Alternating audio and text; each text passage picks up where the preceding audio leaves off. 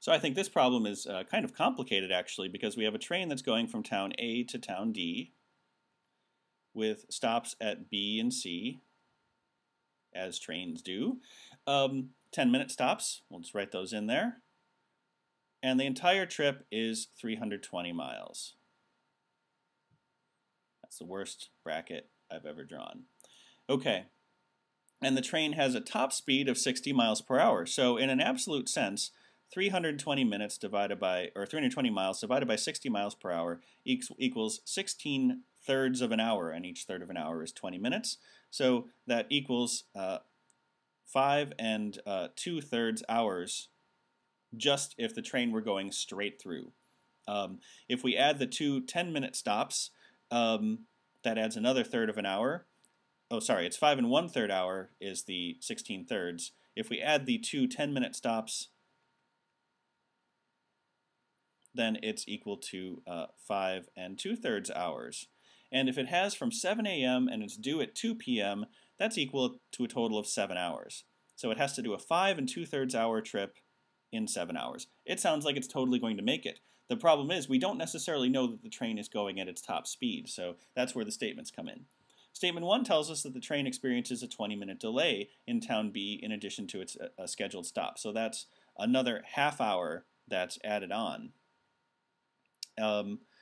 So that puts us,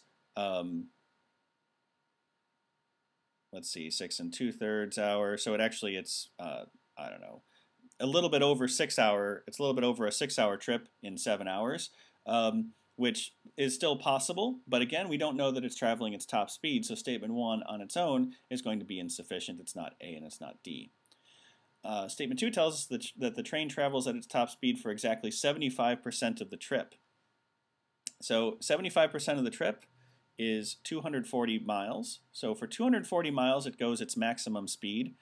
So that's 4 hours right there.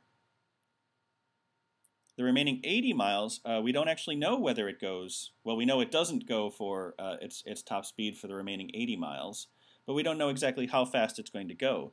It has to do the remaining 80 miles in 3 hours, because remember the whole trip is 7. And that's, that's a leisurely pace. It doesn't have to go its full speed, but we don't know how fast it actually goes.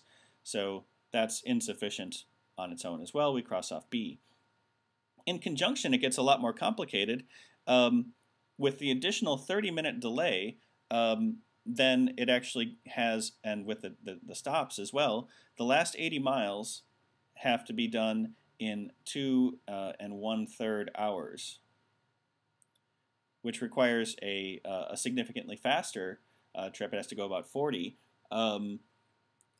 And while the top speed is 60, we still don't have enough information to know whether it does that, because we don't know how fast it goes over the rest of the trip. It's absolutely possible, but we're asked for certainty. Will the train arrive on time? Without data on how fast it goes for the remainder of the trip, we still don't know whether it makes it there in time. So even in conjunction, the two statements are insufficient, and we must choose answer choice E.